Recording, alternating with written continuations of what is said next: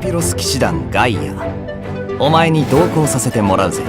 俺が手を貸すぜ。借りは返せよ。酒は好きか？ダンデライオン酒は格別なんだ。うまい店を知っているんだ。これおとなしくしやがる。こいつはどうだ。この瞬間お前は永遠を手にする。刺激的だったぞ。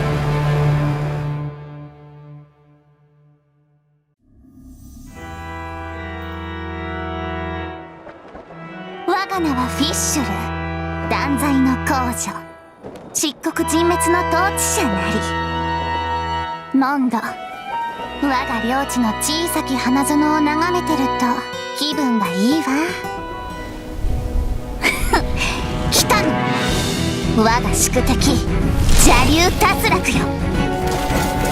我が封印を解き放つ。千年の戦い、今終止符を打ってあげる。大元無神羅万象、狂気断罪眼。この漆黒の聖なる炎で汝の怪人に金する。はあ、ということがあったわ。こうして罪深き邪竜は私に滅ぼされたの。そうなんですね。さすがです。エミちゃん、ご飯の時間だぞ。パパ、先に帰ってて。違う、私は断罪のフィッシュル。エミちゃんじゃないわ。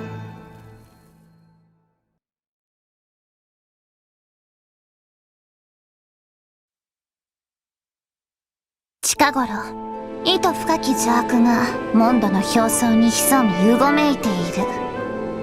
私の眷属漆黒のカラスにネームに隠れた真実を探させようかしら。ええ、使い走りはこの私。お嬢様は動きません。標的捕捉。夕夜浄土の名において深き眠りに導いてあげる。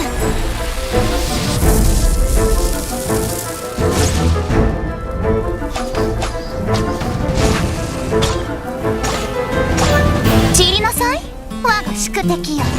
罰を受けよ。断罪の目が永遠の勝利を見たわ。なぜここに？私一人で断罪できるわ。それより火をつけたから早くその雷で。凡人も運命を告げる制裁の行く槌を欲するのよ。参りますよ。お嬢様、こたびの報酬はこの私が取りに行きましょうか。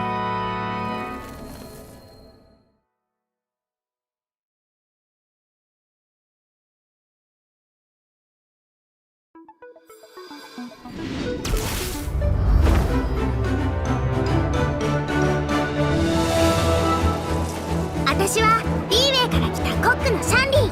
暇なら暇でもいいけど一緒に食材を探しに行こうよ。道案内より料理の方が得意なんだけどな。まあいいや。そろそろ私が苦労して開発した新メニュー、七彩瑠璃パンケーキを食べさせてあげてもいい頃ね。5番火を吹けと。それふっはっ。これ師匠の技を食らいなさい。こりゃ、気持ちいい。力がみなぎる。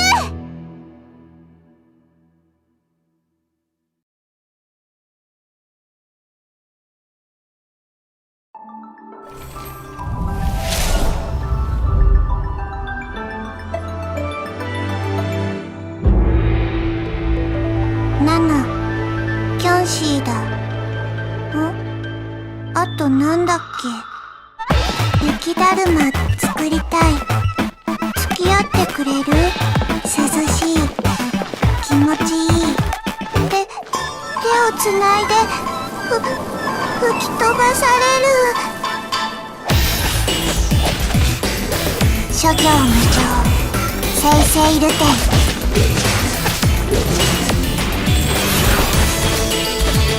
聞きたまえ、ここにて命ずる。今日は出かけるべきじゃない。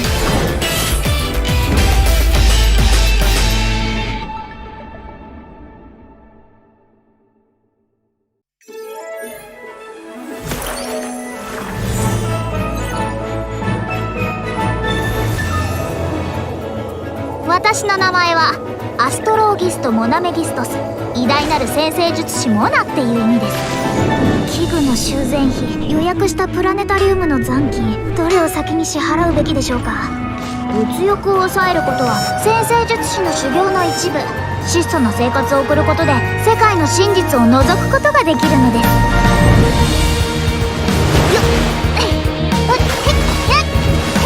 運命の虚栄。はあ、運命が水面に映るのです。運命には逆らいません。水中玄関。これが運命。私はとうに知っていましたよ。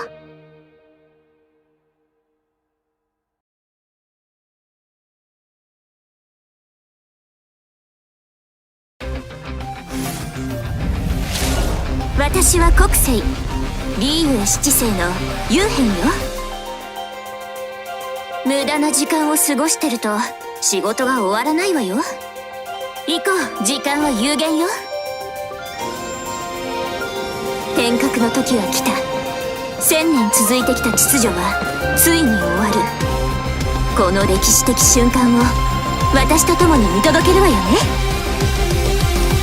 はっやっはっはっ行け、陣営のごとく。瞬く間にはっ、我が剣よ、影に従え。目標を定めて日々努力を重ねればいずれ成長するのよ。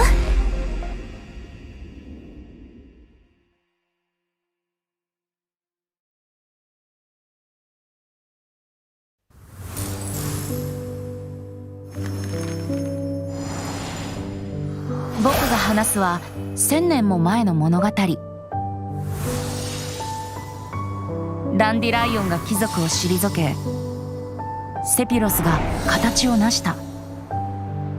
流浪してきたボレアスが狼の森に住み着き、死風が流れる中、生まれ変わった自由の都は復興を待ちかねた。風神がセピロスたる狩猟を訪ねると、刺垣氏は虫の居所が悪いようだ。赤髪の少女はリスを追い払うかのような仕草で、歌を聴いている暇はありませんと風神のおかげで雑務に追われている様子。風神は放浪の漁師を訪ね、おとなしく魔人の天性を抑えるよう説くと、ボレアスは威嚇するよう雄たけびを上げ、邪魔な詩人め、かような話は我に言え。風神は最初の眷属を訪ね、氷雪を吹き飛ばし、草原と自由の民を守ろうと助力を申し出る。しかし巨竜の思っていた神の助力とは、応援しながら琴を奏でることではなかった。真面目にやれ、バルバトス。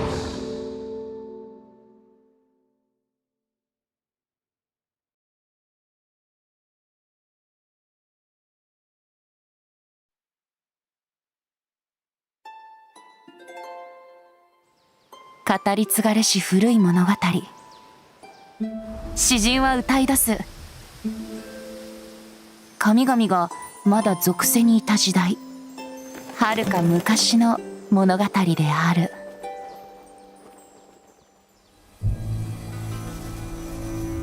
おや、一日中世話しない不自由な労働者が銀融詩人の楽しみを邪魔する気かい？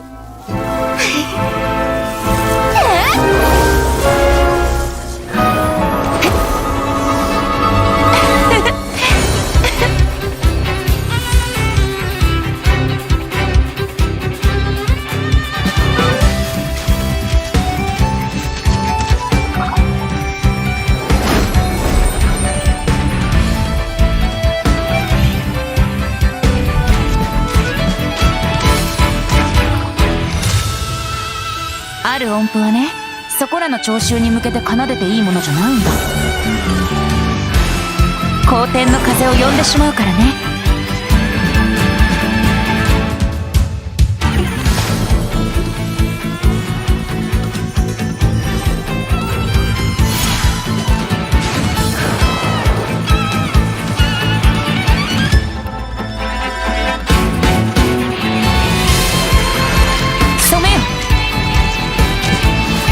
風と共に流れるのは言葉と歌だけじゃないのさ。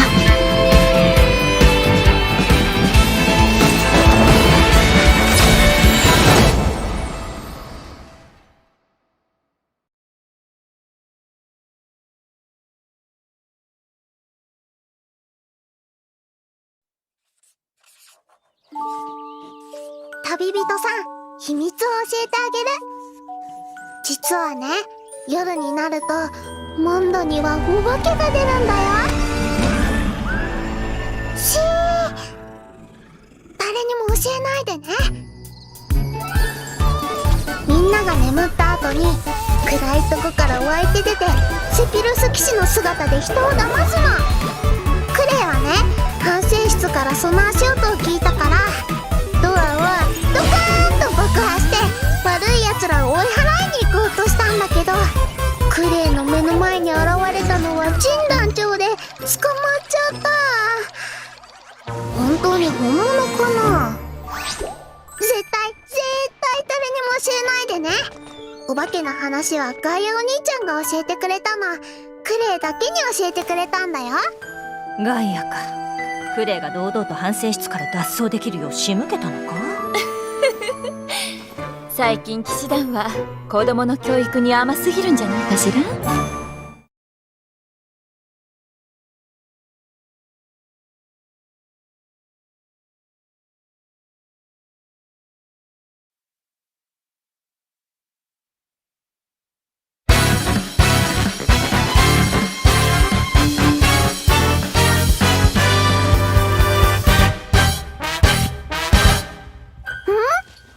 遊んでくれるの？なら見張りは頼んだよ。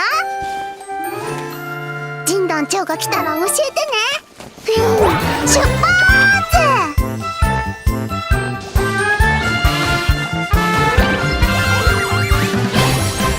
ボンボン爆弾！お魚をドカーンする爆弾じゃなくて火力増加型だよ。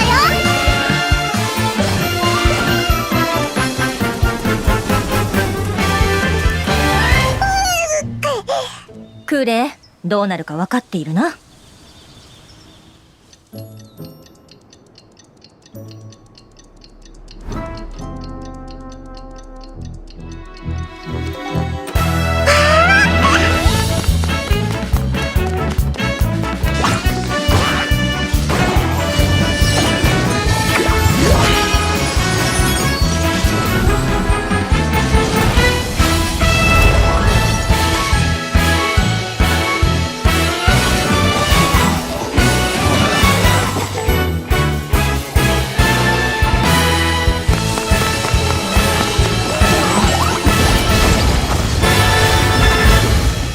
一緒にお魚をドカーンしに行こうね。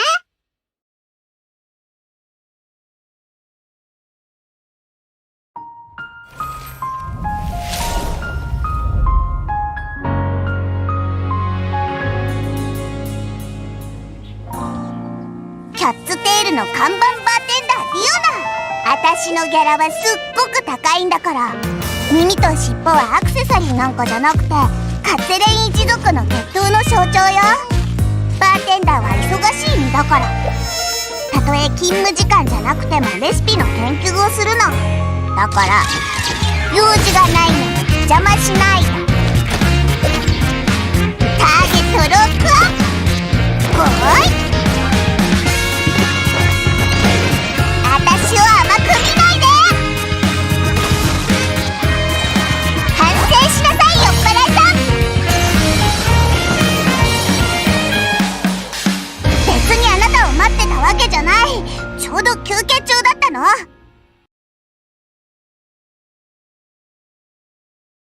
講師様、これはただの賊務です。お手を煩わせるわけには。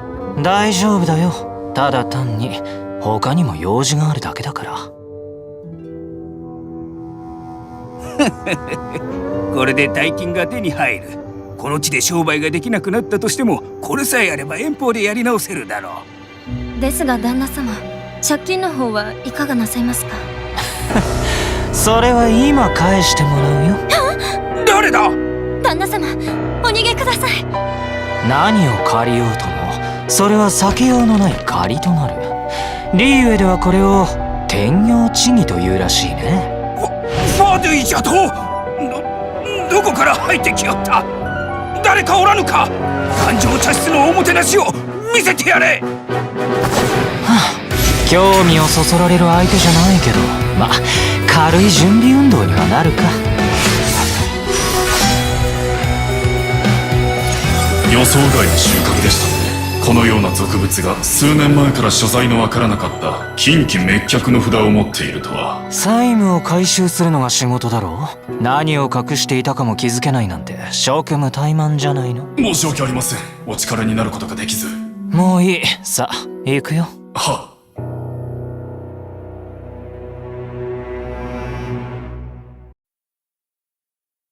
ダラガーやシストゥラ、ずいぶん長いこと故郷を離れているせいか、あの寒空が懐かしい。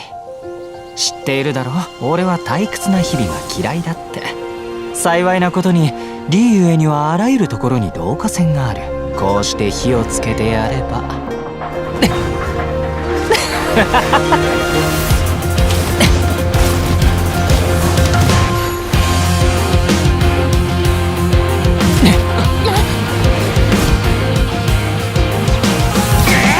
まとめてかかってきな。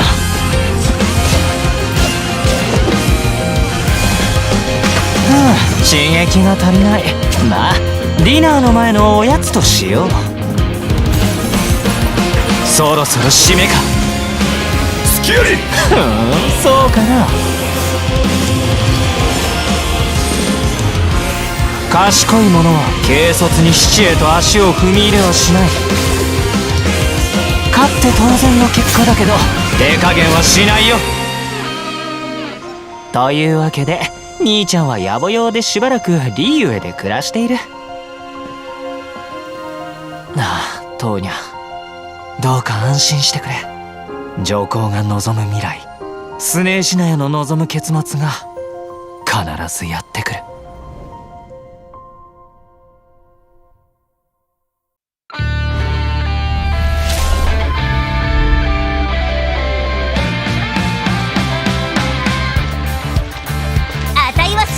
リーウェ校唯一のロックミュージシャンだ。最近コンサートツアーをやろうと思っててな。場所はあんたいろんなところを巡ってる旅人だよな。あたいをその旅に加えろ。どこへ行こうと構わねえ。いよいよ開演だ。一緒に盛り上がろうぜ。くらえビバのお知らせ。あたいのロックが援護する。はあ、時間だぞ。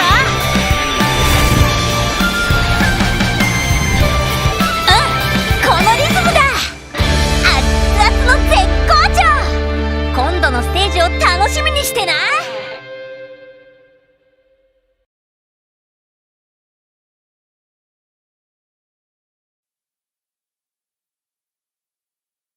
私は葬儀屋である王城堂の一員。名乗るほどのものではありません。こちらにいるのは王城堂で最も物知りな滑稽勝利先生です。このよどまり石、小さくともその品質は本物だ。逃すには惜しい一品だろう。さよう。風車アスターを陶器に貼り付け焼いたのか。面白い。炎により花びらは灰になるが模様となり陶器に残っている。この発想買うに値する。さよう。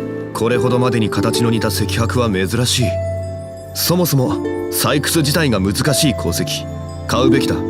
さよう。最上級のよどまり石、工芸品の陶器、2組の石箔。葬儀屋のお嬢さんに風車アスターを1輪。そう言われ受け取りました。勝利先生は不思議なお方です。シャンリンがいるときは新月軒や瑠璃亭ではなく万民堂に来るべきだと言っただろ。はいはい、俺はどこでもいいよ。それよりここも箸しかないの？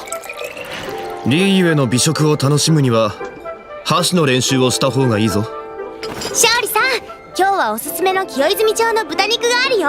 山椒豆腐の定食とどっちにする？どっちも頼もう。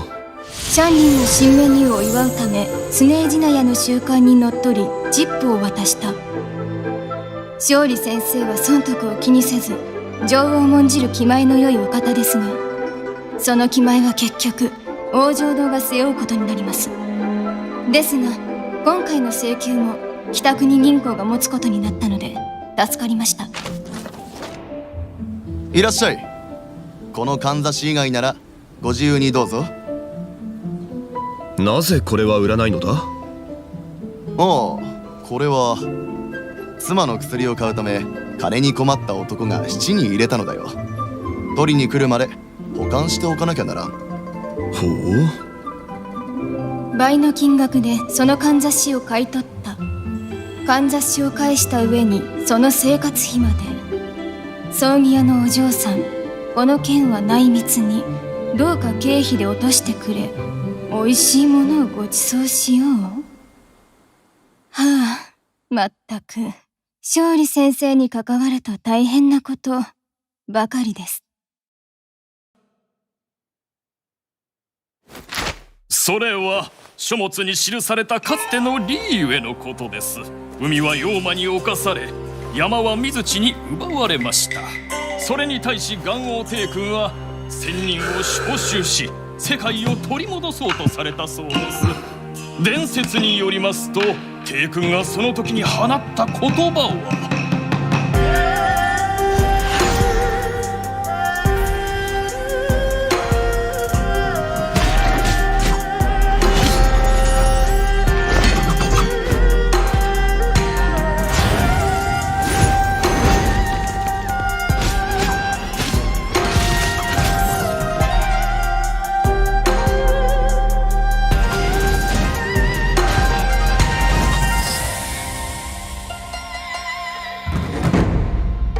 魔と神が入り乱れしこの世の中、己と天下を見極め属性を知見する。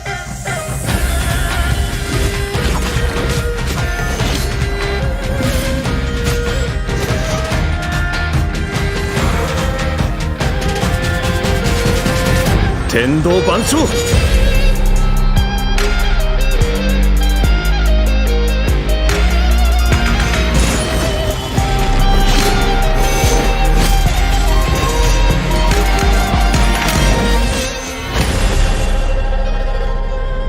世の塵を払い民を守る。それはリーユへ最古の契約。そして今最後の契約もすでに定まった。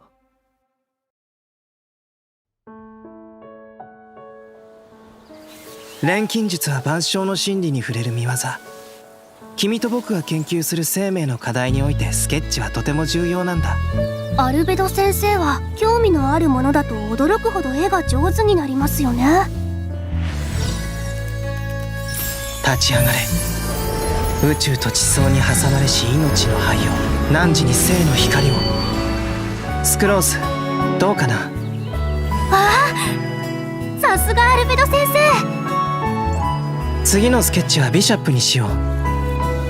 この辺りにいるやつの甲羅がお気に入りなんだ。模様とか艶とかね。けど甲羅以外はかなり平凡。細部まで描く必要はないだろう。よし、できた。宇宙と待ってください先生。アルベド先生、やはりあれは存在してはいけないものかと思います。禁忌の領域です。そうかい。先生はいつもそうです。興味あるものには驚くほど熱心なのに、そうでないものにはすごく冷たい。ですが今回は興味をなくすのが早すぎます。スケッチ1枚完成させる時間にも満たないじゃないですか。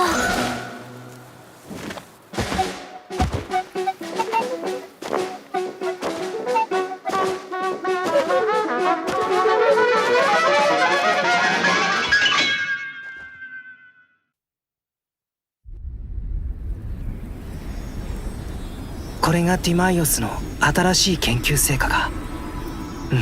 確かに褒めてやらないと。この先20年も頑張れば彼の使っている参考書をスクロースと同じものにしてやれるだろう。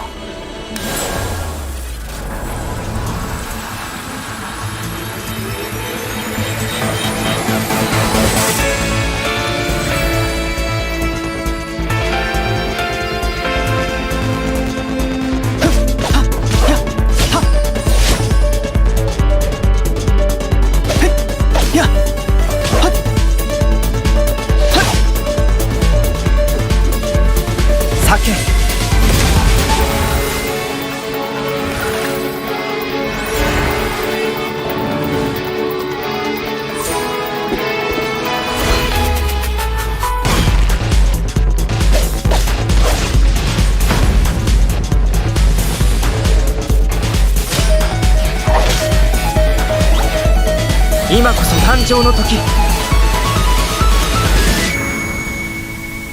宇宙、星空の暗き本質、地層、時と命の積み重ね、国土、錬金術の語源、命の源なり、白亜、無垢なる土から原初の人間を創造する。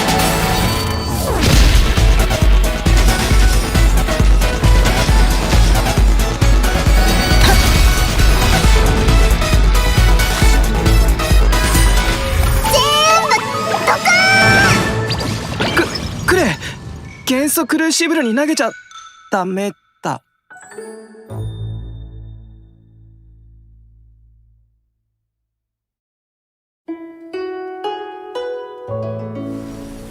の夜食、千年の灯火、私だけが知っています。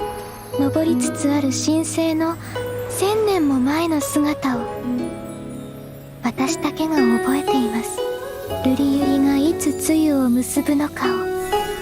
106,327回の鼓動、前回の休息からそれほどの時間が経ちました。位置は静まり、焦点は閉まる。街灯の燃える音さえはっきりと伝わってきます。この夜も、すべての夜も、愛も変わらず私には遠すぎます。リーユへの夜はこれで終わります。夜の秘密を知ったあなたは私と一緒に残業しませんか？するもんか！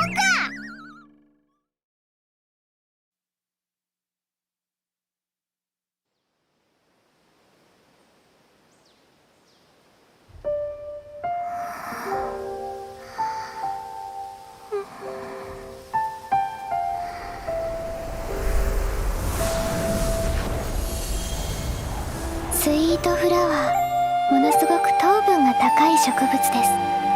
食べ物としてはヘルシーではないですが、見ていると穏やかな気持ちになります。ですからこの花畑を踏みにじることは断じて許しません。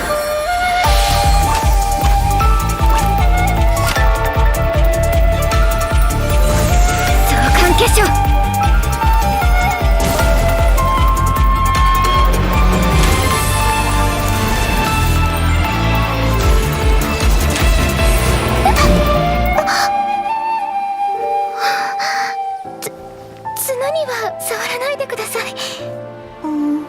ここで寝ちゃダメ。あれ？私寝ていましたか？さっきのは夢だったんですね。風雪の祝文、瑠璃のように落ちなさい。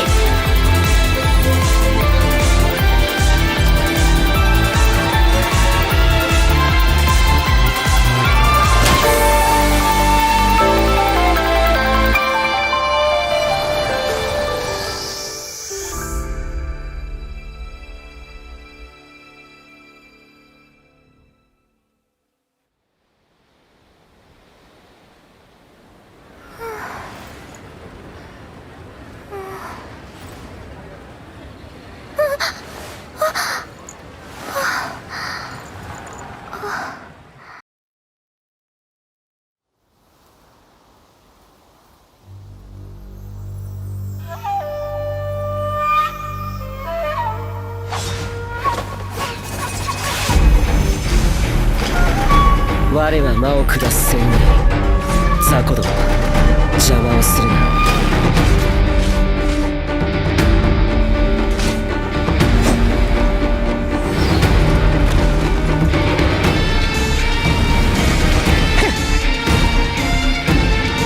取るに足らない。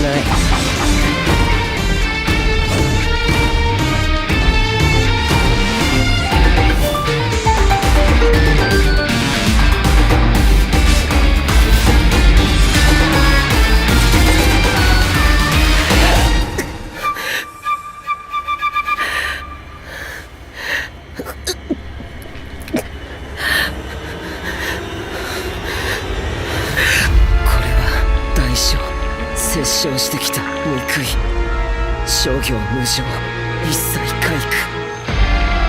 だが我はすでに覚悟している。骨性よ、根絶しろ。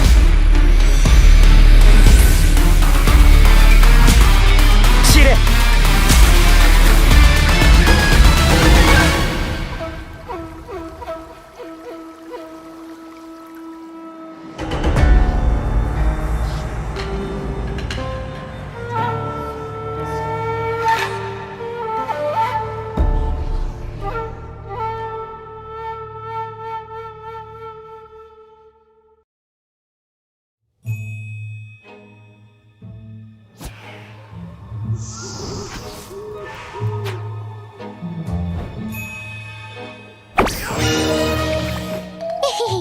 驚いた？もうこんな夜遅くに何しに来たの？ここはあなたが思ってるほど安全な場所じゃないよ。私は王城堂の同主フータをあなたを送ってあげる。ああ、そっちの意味じゃなくて賛同を送るって意味ね。どうして蝶々がいるのかって？ほら、蝶々って胡蝶とも言うでしょ。私と不思議な縁があるの。でも何でも知ってる勝利先生は全く別の考えを持ってるようだけど。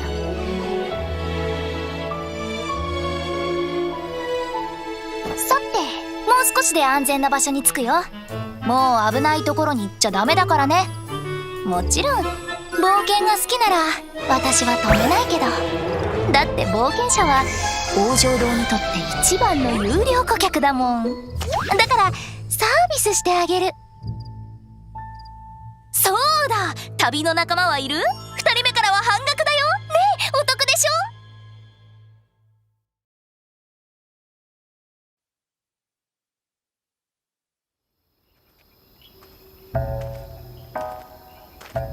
ょ。兄貴、こんな場所に宝があるなんて何かの間違いじゃないか？王子の姉貴からもらった宝の地図だぞ。間違いなくここにある。待ってくれ、兄貴。何か声が聞こえて。ガキじゃあるまいし、いつまで無臭しと。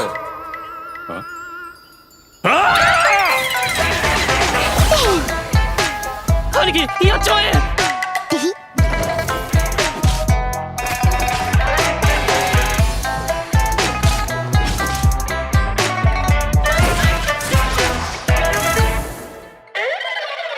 陰陽は生前、運命は無常。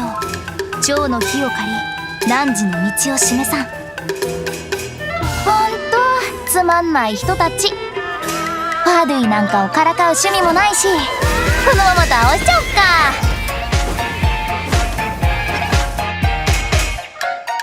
あれ？キョシが怖いの？いってらっしゃい。てへ。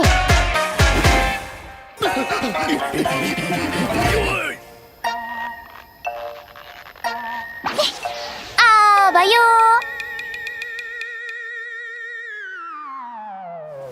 で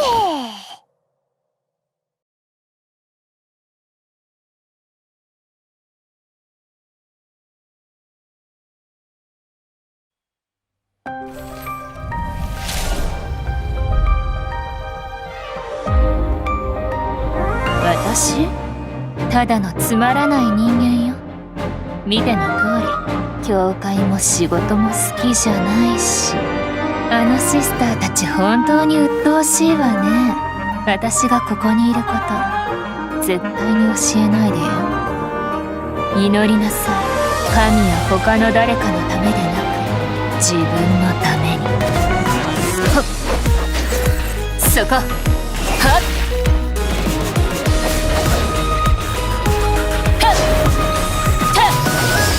ここ。パーディクト。震えなさい。何でもいいわ、残業以外ならね。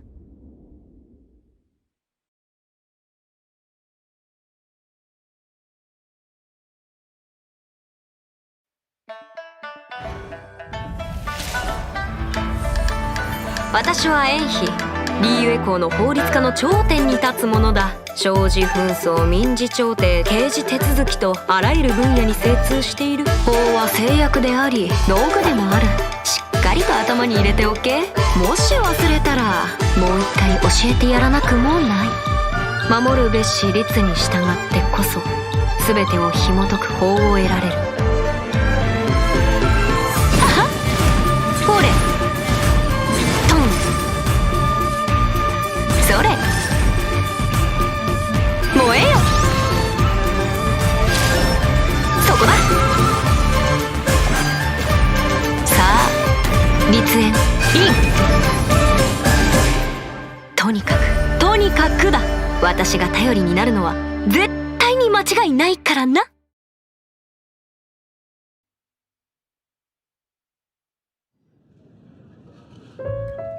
あ、私と相席してくれて感謝するわ。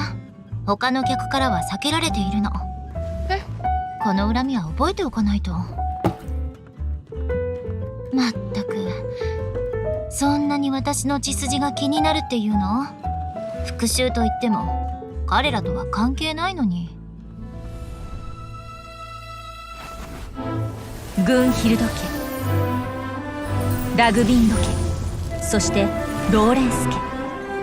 モンドの歴史上最も名高い三大家系だ。そのうちローレンス家は欲望に目がくらみ、貴族によって支配されたモンドは暗黒の時代に突入した。その後バネッサ様が旧貴族を退けセピロス騎士団を設立し、ローレンス家は没落した。それから1000年もの間、彼らの復讐の炎は未だ消えていない。ただ旋風を巻き起こせていないだけなのだ。そして真にローレンス家に致命的な打撃を与えたのは、波花騎士と呼ばれ最も才あるローレンス家のエウルアがセピロス騎士団に加わったこと。いつもは復讐の二文字を口にしているが、時間が証明してくれるだろう。彼女が誠実で心優しき仲間であると。ちょっと、レディーが話をしているときはお酒を置いて目を見なさい。君も貴族の礼儀作法を学ぶべきね。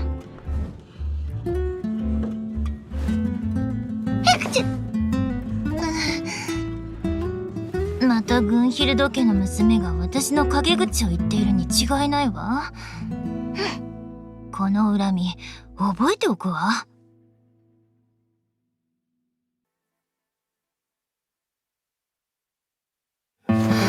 祭礼の舞第3幕、輝く職工。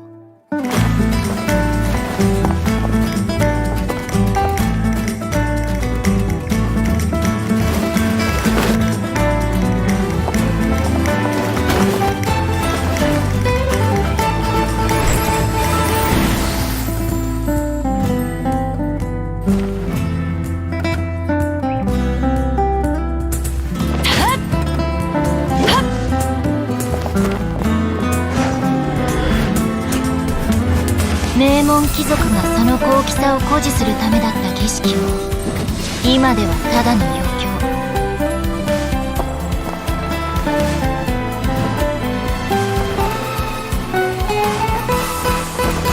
憲兵王を立つ。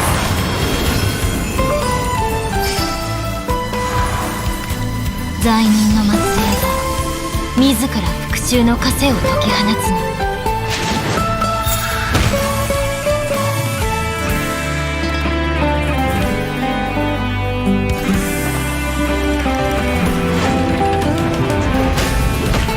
決闘せよ、砕け散れ。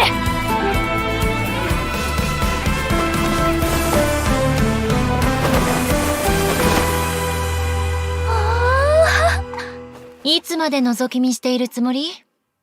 私はただエウルアが心配で。それじゃ罪人と一曲踊ってくれる？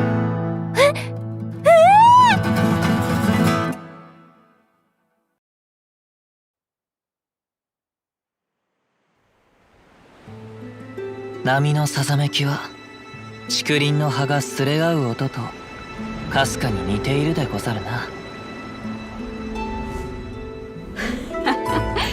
カズハ、私が危険を冒してまであんたを船に乗せたのはそんな言葉を聞くためじゃない。承知しておる。しかし大戦前の月明かり無下にするわけにもいかぬ。酒があればさらに良かったであろう。大戦だと？ああ、風の匂いがあの夜と同じように警告しているのでござるよ。待て！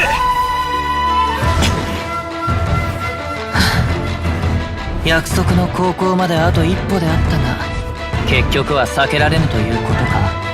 メガリレー、貴様の神の目を渡せ。拙者を見逃しておれば苦しまずに済んだであろう。楓。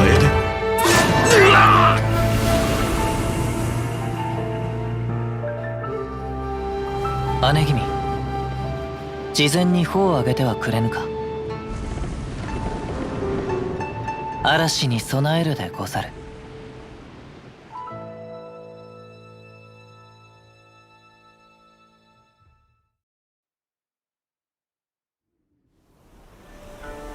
雲高き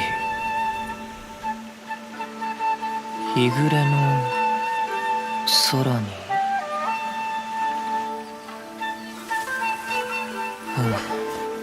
続きは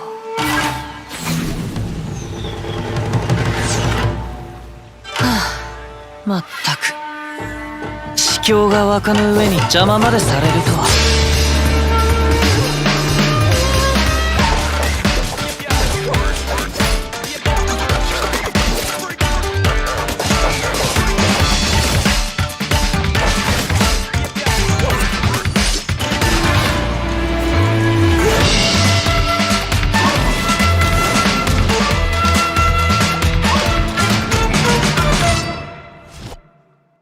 姉君、稲妻人である拙者を信じてくれるというのであるか。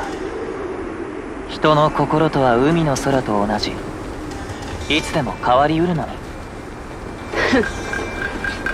あんたのことなんかとうに分かってる。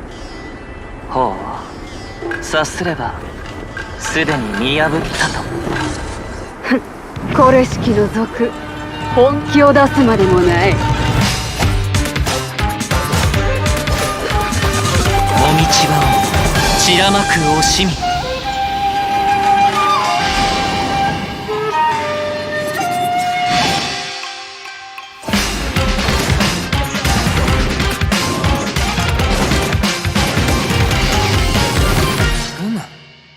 続きは心もゆとしよう。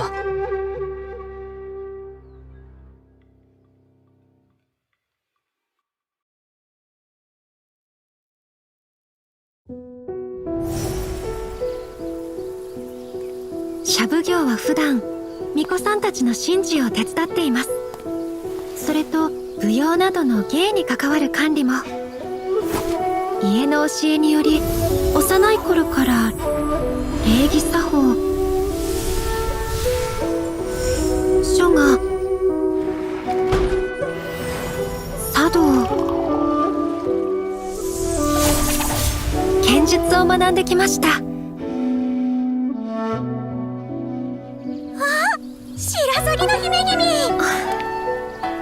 外国の施設のおもてなし、お疲れ様です。ええ、あなたもご苦労様です。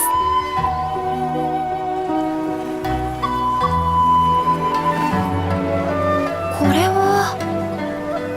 ええ、祭りでかぶるお面です。ほら、もうすぐ開催されるでしょ。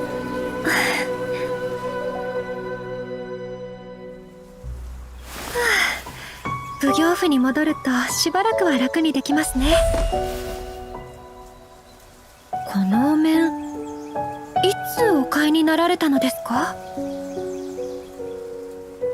しかし上里家の長女としてもちろんお祭りには行ったことがございます。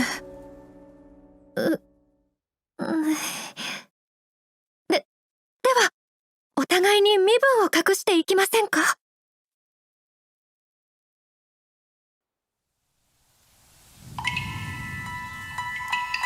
剣術とはすなわち尊厳の形、意志の表れ。刀を持つ者の心は性質を保ち、その人たちは雷のように素早く、氷のように凛々しくある。極限に達した時、ただ一振りするだけで決着がつく。それが母の言葉でした。かねてより異教の剣術を学びたかったのです。よろしければお手合わせ願いませんか？稲妻上里流太刀術免許開伝、上里彩香、参ります。よろしくお願いしますね。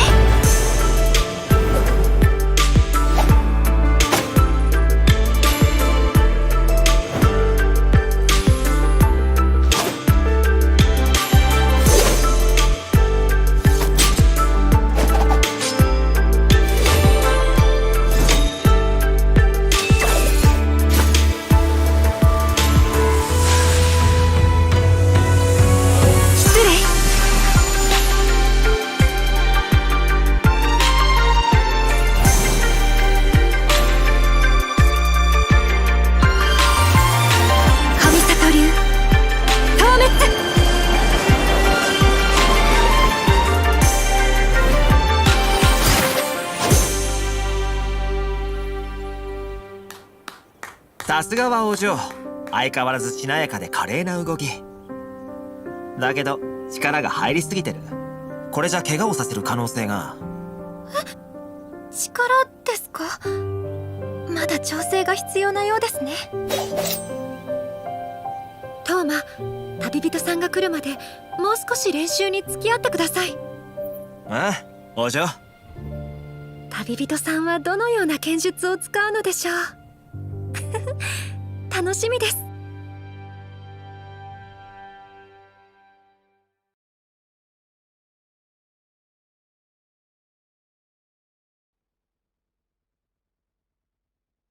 確認完了。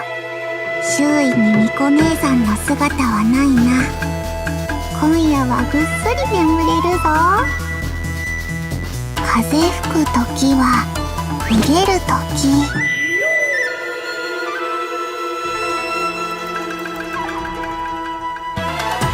週末版左右参上。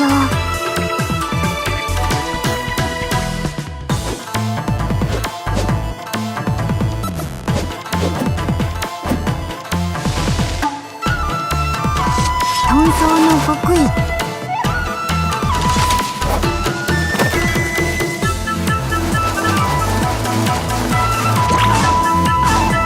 出てこい。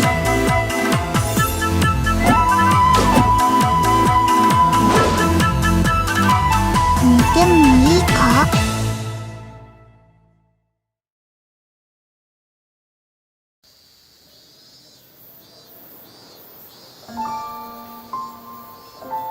鳴上島の夏の象徴？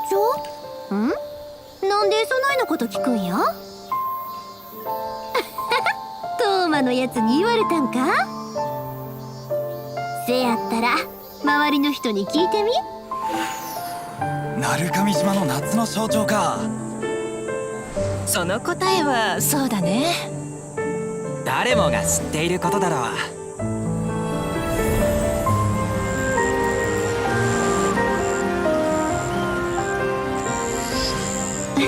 答えは分かったか？ものなんかじゃないさ。彼女がいなかったらつまらない夏になっちゃう。もちろんあの子さ。そう、鳴上島の夏の象徴はな、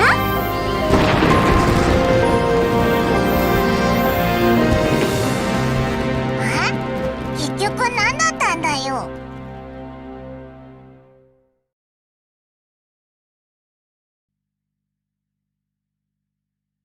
父ちゃん、はよ起き。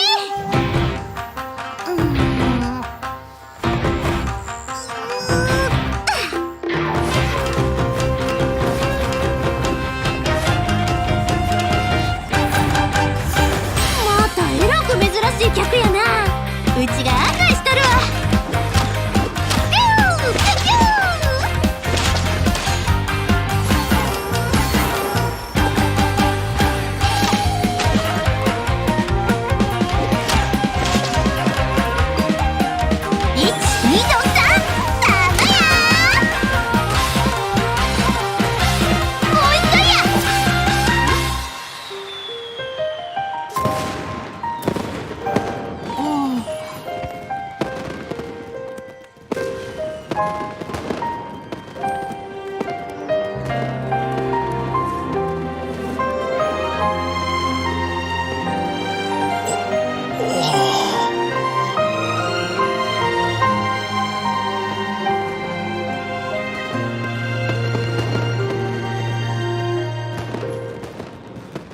綺麗やろ。ほな、飽きるまで見せたるわ。祭りの開始や。ドドン。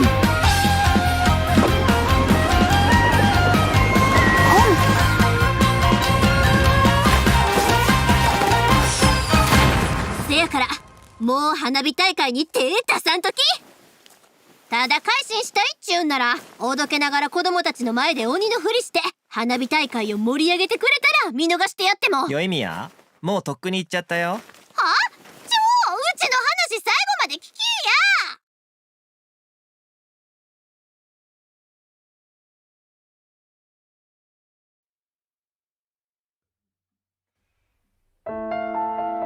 心、弓、矢の三位一体を維持してこそ聖国を射ることができる。聞こえたか？雷鳴は将軍様の意志だ。天狗の責務は山林を保護すること、九条家の使命は稲妻を守護すること。両者に違いはない。お前と共に戦うことを約束したからにはきちんと責務を果たすつもりだ。私が稲妻を永遠に守護し、鳴神の意志を遂行するものだということだけを知っていればな。神であろうと鬼であろうと敵であれば排除するのみ。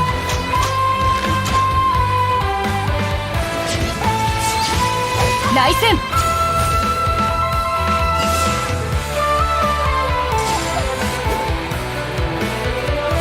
聖なる来光！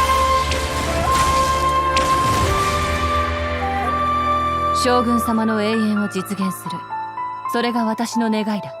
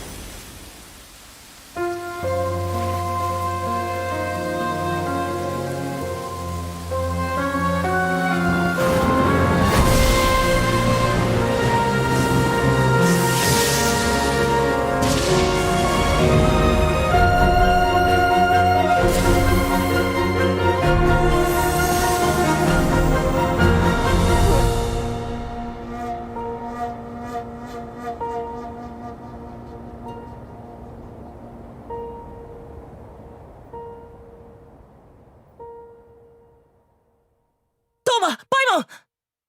ここは。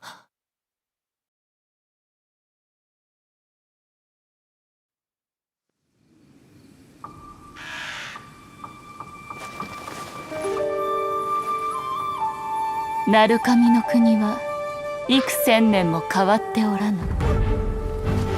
家々と路地の集う場所、そこに雷電将軍は座しておる。そこから俗世の愛別陸を見下ろし、目に映すは刹那無常の風。紫電輝く稲光の力が種々幻の夢をも操る。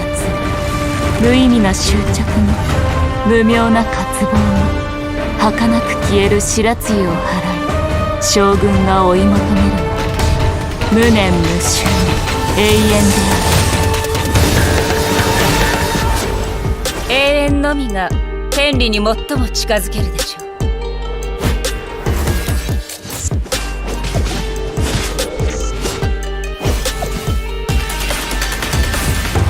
意向のもと俗世は影の糸。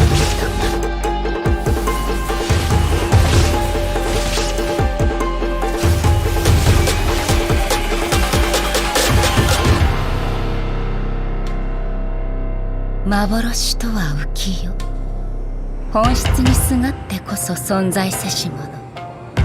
静寂こそ本質。宝永の下に隠されし永遠無我の境地。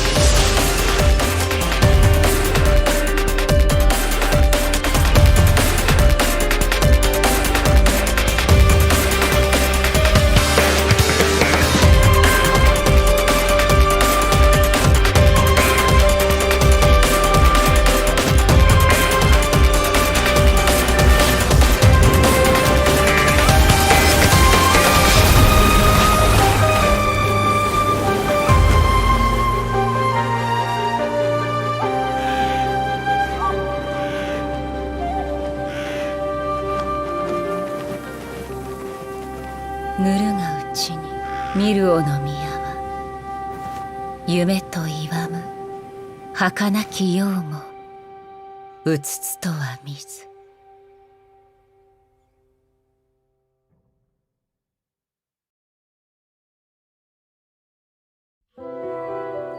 聞いたか、あれが新しい荒人神の巫女。結構若そうだけど本当に大丈夫なの？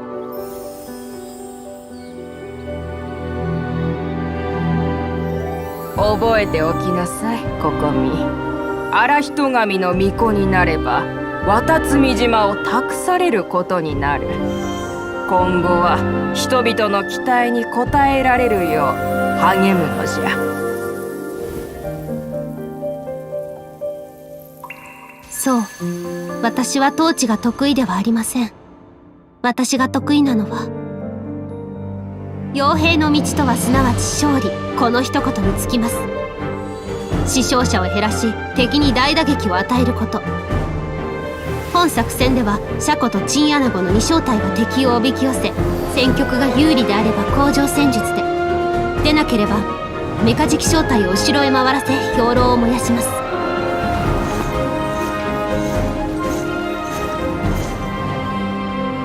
立派な渡積島の指導者、私にはまだまだです。戦場の形勢は千変万化ですが突破口もあります。しかし戦場の外、人心の変化はどう予測すればいいのでしょう。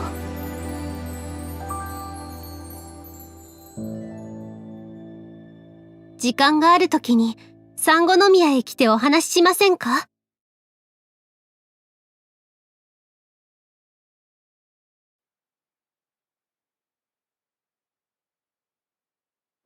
海の生き物にはそれぞれの生きる道があります。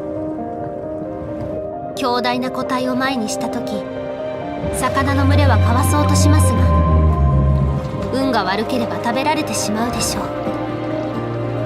そのため弱者である魚類は一致団結し、強大な魚群となって互いを守るのです。これこそが弱者としての抵抗。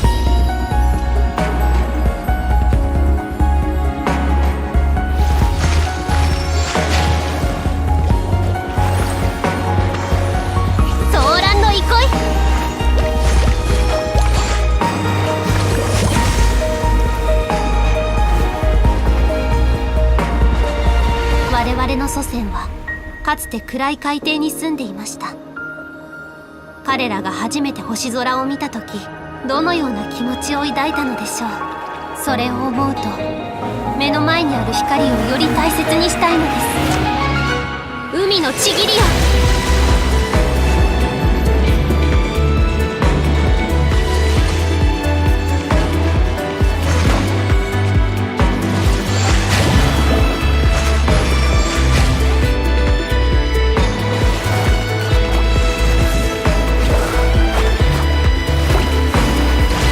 魚群のように団結すれば弱者も強者に勝てる。それが渡積島の生きる道、そして皆さんを広い海へと導くことこそ、荒人神の巫女としての責務なのです。